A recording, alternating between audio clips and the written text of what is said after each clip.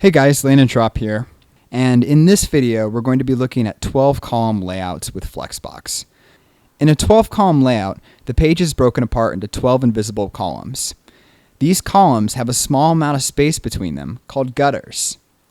The page is divided into rows, and the containers in the rows take up a certain number of columns. So what you're looking at here is a boilerplate system called Skeleton. Skeleton includes a grid system along with it. So you can see here that this row has one container taking up 4 columns and another container taking up 8 columns. If you start to look for them, you'll see 12 column layouts everywhere. Take the Heroku landing page, for example. If we scroll down the page, you can see here that we have 3 containers in this section, each one of them taking up a third of the total width of the website. So in a 12 column grid system, each one of these would be 4 columns wide. Below that, you have 2 containers, each taking up half of the total width of the website. So here, you would have 2 containers spanning 6 columns. Down at the bottom here, each one of these highlighted sections would take up 2 columns. And this subscribe section over here would take up 4. In this video, I'm going to show you how to use the Flex Grow, Flex Shrink, and Flex Basis properties to build 12 column layouts without the need for a library like Skeleton. So let's say you have 3 columns, and you want each one of those columns to take up a third of the container.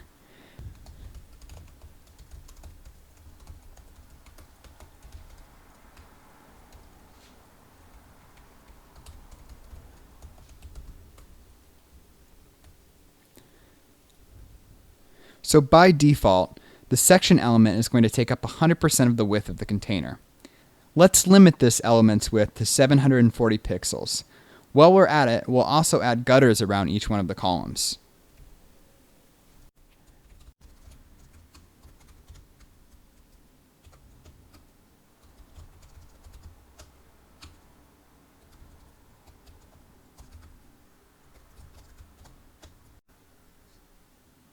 So the first step to breaking this section into 3 columns is to make it a flex container like we did in Chapter 1.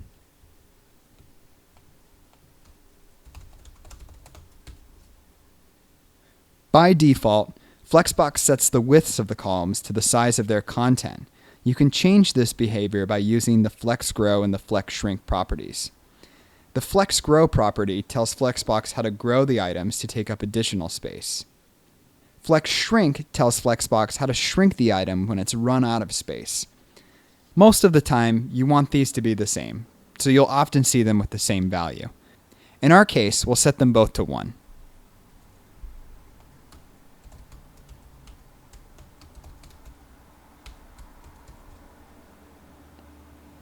The Flexbox container now fills up 3 columns, but why?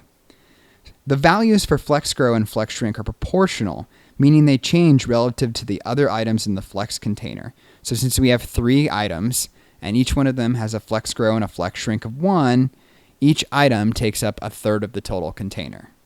What happens if one of the columns has a different value?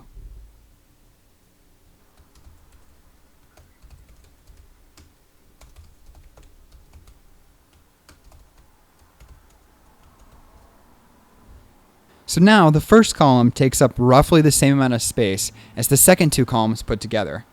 That's because if we add up the values for all 3 columns' Flex Grow properties, we would get 4.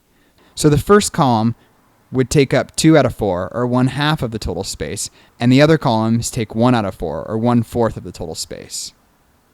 So if you look closely, you'll notice that the first column doesn't quite cover half the container. If you add more content to the third column, you can really see the problem.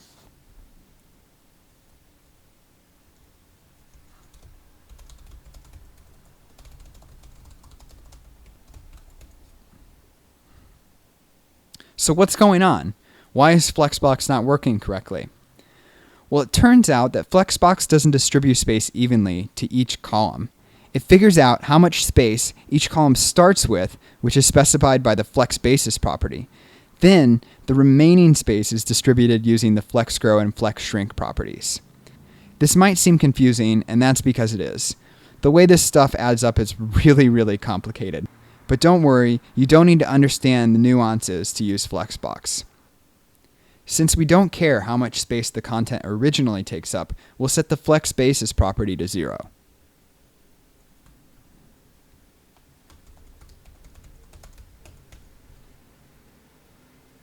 And there you go, it works. Well, kind of.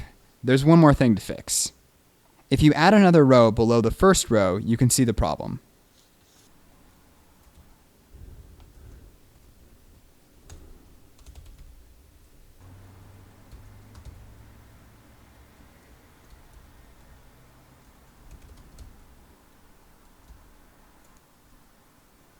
So why don't the columns line up? It's because Flexbox includes the padding, border, and margin in the basis when it calculates how big the item should be.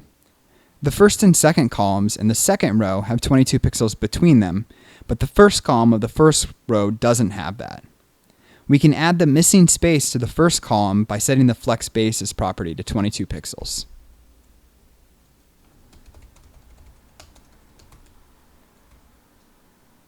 So together, flex grow, flex shrink, and flex basis form the cornerstone of what makes Flexbox flexible. Since these properties are so closely tied together, there's a handy shorthand property, flex, that lets you set all three. So you use it like this.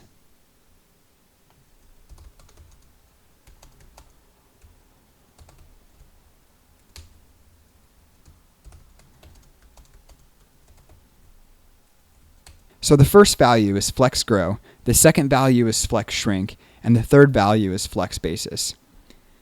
One tricky thing you might notice is that I use 0 pixels for the flex basis instead of 0. And the reason why is because there's a bug in Internet Explorer 10 and 11 that ignores flex if the basis doesn't include a unit. So that's it. You've covered a ton of great stuff in this video, including flex grow, flex shrink, and flex basis. Plus, you've seen how these properties can be used to implement 12-column layouts. If you're looking for a challenge, try to finish off this entire grid. If you're still confused about how flex grow, flex shrink, and flex basis work, don't worry about it. We'll be covering them again in later videos, so you'll get a chance to review then. Until then, have fun. This video is taken from Unraveling Flexbox, my course on building Flexbox layouts in the real world. In Unraveling Flexbox, you'll learn how to do even more awesome things with Flexbox, like going beyond 12-column layouts, building responsive Flexbox layouts, and implementing killer video controls. If you liked this video, be sure to check out the 13 others like it in the full course by clicking on this button, or heading over to unravelingflexbox.com and downloading the free sample.